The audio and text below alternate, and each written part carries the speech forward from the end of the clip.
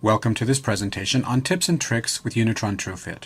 The goal of this presentation is not to go through every feature and option in great detail. Rather, we want to point out some options that are available to streamline and improve your efforts as you use this software. Let's first consider some options available to you in the menu bar at the very top left-hand corner of the screen. As you can see, there are several menu options available. There are a few options under the hearing instrument menu selection that may be useful to you and of which you should be aware. If you do routine hearing instrument test box measurements or real ear verification, the test mode and verification mode will be of interest to you.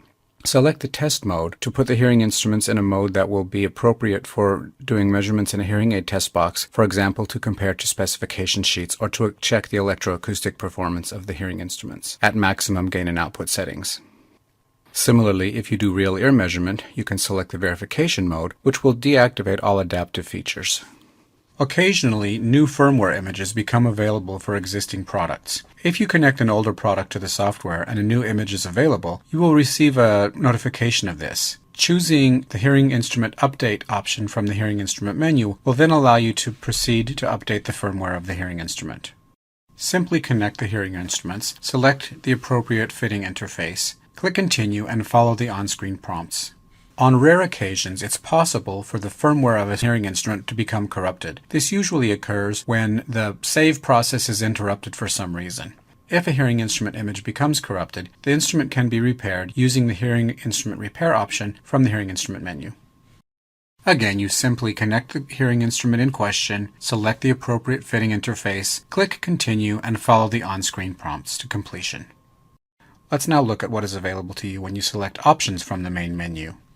If a new firmware image is available for an accessory such as UDirect 2, you can make the upgrade here. You can also configure the iCube wireless fitting interface, and selecting preferences will open up a whole other range of options to you. While TrueFit of course has default settings which have been tested and proven to be effective, you can still make some adjustments to preferences to accommodate your fitting style. For example, you can adjust displays, options in the fitting session, elements of the sound system, and so on. We will not go through these in any detail now, but I encourage you to have a look at these when you have some time to see if there are some adjustments you might like to make so that TrueFit fits your fitting style. You can also select your preferred language from the extensive list of available languages. You will notice it is possible to have different languages selected for the fitting software and the audio files available to play as sound samples. Selecting Help from the main menu will also make available to you a variety of helpful options. In particular, you should be aware of the support materials.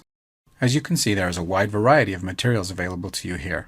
Under Tutorials, you will find short video clips instructing you how to do various tasks related to the care and maintenance of different models.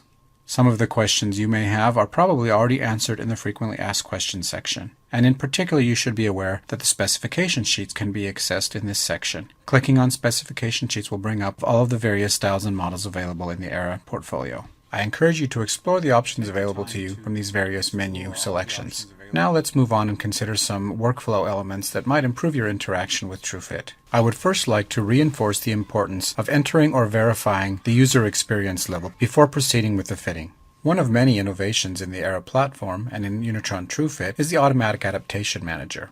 This feature is particularly useful for first-time users, but can also have an impact on people with long experience with hearing instruments. One of the key elements used to calculate the starting point of the Automatic Adaptation Manager is the previous use of hearing instruments.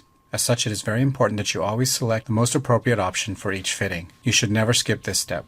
In the audiogram screen, you will find a couple of very useful options to enhance the counseling with your patients. What is commonly known as the speech banana, as well as various environmental sounds, can be superimposed on the audiogram. These can be especially useful when counseling spouses or family members of people with hearing loss to help understand the consequences of the hearing loss and help motivate the trial of amplification. If, as part of your verification procedure, you do real ear to coupler difference measurements or real ear unaided gain measurements, you can enter those measured values here. If you do not do routine verification, you can skip these two boxes. Let's return to the client information section for just a moment. If you have multiple fitting and follow-up sessions stored for a client, you can access those by selecting the chevron button to the left of the client number. Selecting the chevron button will open up the full list of sessions for each client. If you wish to view an older session, you can then select that session. If there's a session you wish to remove, you can click the trash can icon for that session and it will be removed. Of course, it is also possible to do session management within NOAA. There are many helpful options in the hearing instrument selection screen. One I would like to point out is shown here. Once you have selected a model which you are considering for a patient, you will see that the audiogram is shown relative to the fitting range for that instrument, so you can determine very easily if the instrument you are considering is appropriate for that client's hearing loss. For every fitting, you should always verify that the acoustic parameters on the hearing instrument match those shown in the fitting software, or change them accordingly. This is very important to guarantee an appropriate pre-calculation.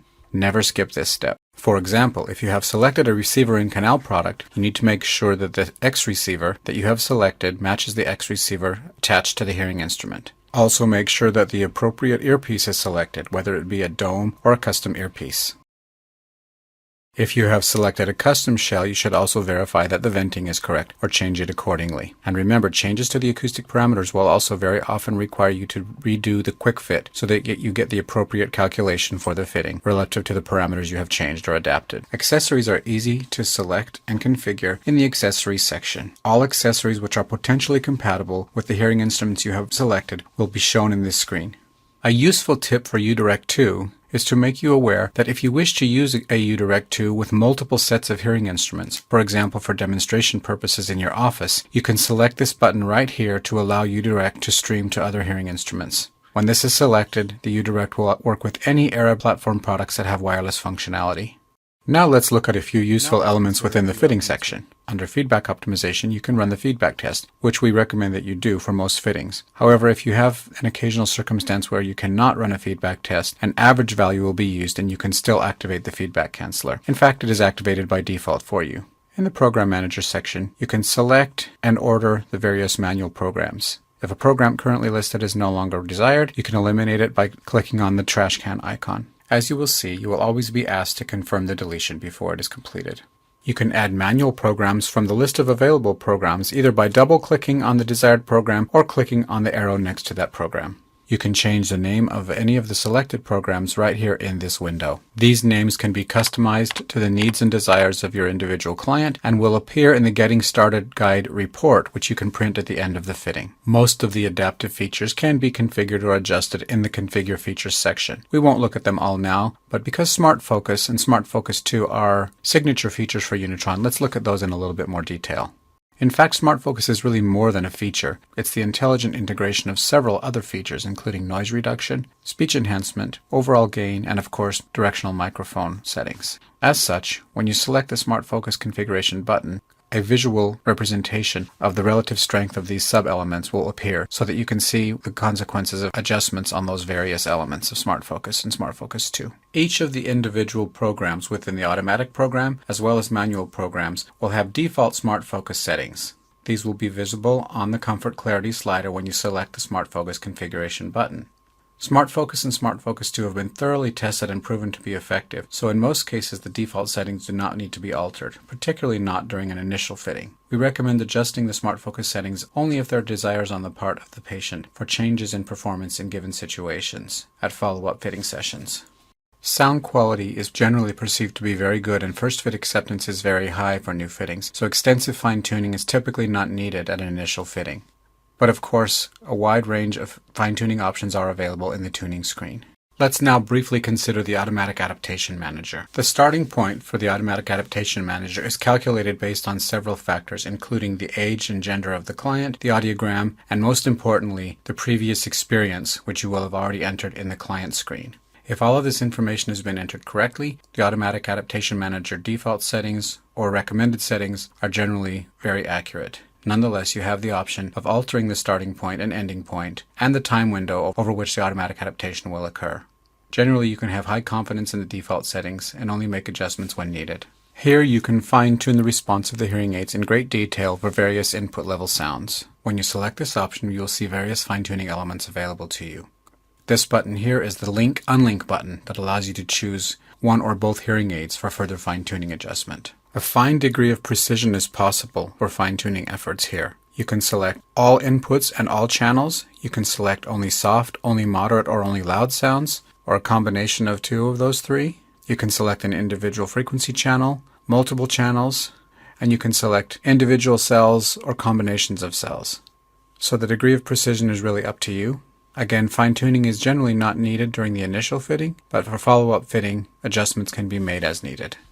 And finally, one of the most helpful tools within the tuning section is the fitting advice option. Especially useful for follow-up appointments, you can go to this section to find a wide range of challenges that may be faced by your client. You can select a problem that closely matches the one your client is facing, and then see tips and suggestions from the tool about how you might improve the situation. In fact, you can even automatically apply those suggestions with just a click of the Apply button. If the situation improves, you can save that setting. If the client prefers the original setting, you can undo that and revert to the previous setting. This can make it very easy to do A/B comparisons with various settings. For such A/B comparisons, the sound samples which are available can be very useful. In fact, these sound samples can be played really at any time during the fitting and include a wide variety of options at all different input levels, including speech sounds, environmental sounds, music samples, and many more. Of course, good quality loudspeakers connected to your computer are recommended. Finally, let's look at a couple of helpful options in the end fitting section. Most hearing instruments are typically delivered with a printed user guide. However, very often these user guides consist of many pages, and some information may not apply to each individual fitting or set of hearing instruments. So you have another useful alternative in the form of the Getting Started guides.